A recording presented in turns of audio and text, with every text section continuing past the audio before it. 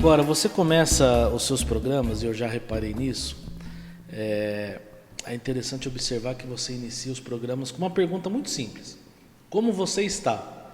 Da maneira que você iniciou aqui a nossa conversa. Como você está? Parece ser uma pergunta simples. É uma pergunta assim, tranquilo. Como você está? Está tudo bem. Mas apesar dessa simplicidade, eu acho que essa pergunta às vezes tem uma importância muito profunda. Tem. Como é que você percebe a importância dessa pergunta? Porque muitas vezes é difícil definir ou expressar como de fato nós estamos. Então, como é que essa perguntinha tão simples, tão simplória, ela pode impactar a pessoa para se enxergar e responder uma pergunta dessa com profunda sinceridade? Sabe que essa pergunta, ela surgiu lá no programa, porque a gente precisava de uma introdução, né? Você faz uma introdução aqui para o seu podcast, Sim. Elabora ela e tal, e a gente precisava de uma chamada para o programa. E como você está é uma pergunta protocolar, né? É uma pergunta de etiqueta. Então, quando a gente pergunta como você está, normalmente é para garantir uma certa civilidade, viabilidade nas relações humanas, né? O que significa que a gente não quer saber como a outra pessoa está. A gente quer simplesmente dizer, olha, bandeira branca, eu estou aqui em paz, preciso dos seus serviços, do seu contato, ou não ficar com você do meu lado sem muito constrangimento. Então, não se incomode comigo, não me incomode, podemos ficar tranquilos aqui, os dois no elevador, dividindo esse espaço por alguns andares, sem você ter que ficar tenso com a minha presença. Então, é um sinal cultural de passagem, né? Dois viajantes passando pela mesma estrada, vê a distância, é um inimigo, é alguém que vai me fazer mal, a gente acena, tá tudo bem, mas a gente só se cruza, né? E isso acabou que virou uma certa introdução para qualquer tipo de conversa, e empobreceu a expressão, a pergunta. Então, muitas vezes a gente pergunta como você está em vários contextos, familiar, até de abertura de coração de alguém, sem querer saber. Porque a gente encara, sabe aquela lenda do vampiro, que ele só entra se é convidado? Então, a gente fica com medo disso ser o convite para o vampiro entrar e perturbar a nossa vida, fazer uma bagunça ali na nossa vida, porque a gente não quer problema, né? É a máxima, por exemplo, do bom samaritano. Então passam os dois primeiros viajantes com boa reputação, eles passam ao largo daquele judeu que havia sido espancado na beira da estrada e deixado à morte, né? E eles passam, independente de para onde eles iam, o que eles iam fazer, eles passam pensando o seguinte: se eu parar e se eu ir lá, fora a segurança, né?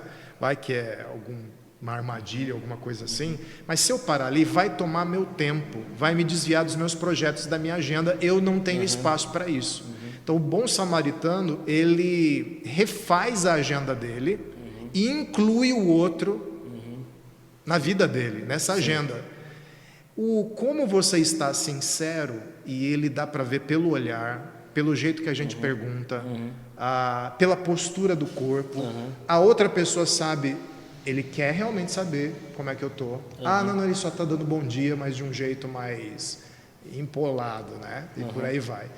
Então eu percebi que essa pergunta precisava voltar para as nossas relações com mais sinceridade, com menos educação e mais serviço, né? Você se prestar ao outro e você abrir a porta da sua vida para o outro. Então, como você está, funciona assim. Agora, a carência é tão grande, Daniel, que eu tive uma experiência uma vez de estar numa cafeteria.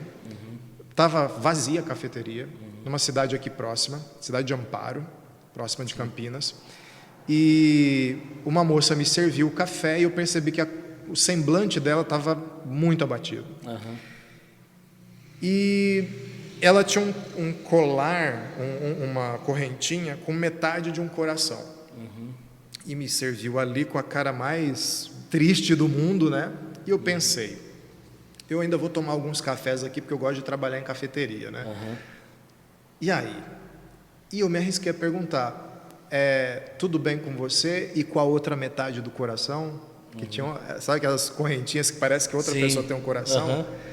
Dali em diante, essa moça ali de pé, segurando uma toalha, passou os próximos, sei lá, foram 40 minutos, uma hora, falando de coisas muito íntimas da vida dela para um desconhecido completo. Que ela não sabe como é que ela está entregando segredos da vida dela para alguém. Isso demonstra para mim que aquela moça, ela não tem ouvido, talvez nos últimos anos, nenhum como você está sincero, nem em casa, nem no trabalho, nem entre amigos, se ela participa de uma igreja, nem na igreja, a ponto de um estranho ter esse tipo de acesso. Então, quando eu vi isso, falei, olha, como você está, uma pergunta que precisa ser resgatada. Legal. E você falou da cafeteria, me veio a lembrança do Tim Keller, que ele fala que o gabinete pastoral deve ser as cafeterias da cidade, né? Eu amo as cafeterias da cidade. Eu conheço várias. Eu atendo também numa padaria ali perto. Sempre que eu posso, eu saio da igreja para atender na padaria. Tem um aconselhamento que eu fiz, um acompanhamento de uns 5 encontros, foi tudo ali na Piracã. Estou fazendo propaganda, não sei se pode. Piracã, depois, por favor. Patrocinar, estou te chamando patrocínio. Manda o patrocínio. Mas eu gosto. É gente ao redor, né? Então é muito bom. Legal.